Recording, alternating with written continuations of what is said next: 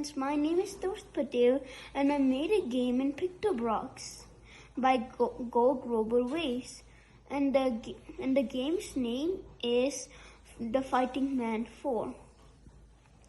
First, you click the space key to start. When you press the left arrow key, it means that it goes forward, and when you press the right arrow key, it means backwards. When you press the W arrow key, it means backwards, and E arrow key means forward. The most important block I use here is if touching color yellow, 10.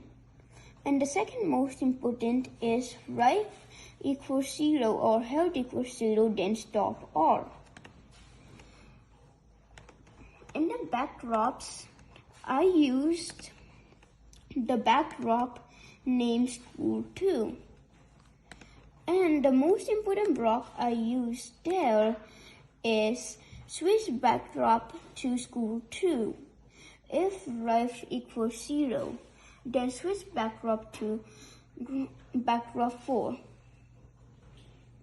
That's it. Bye.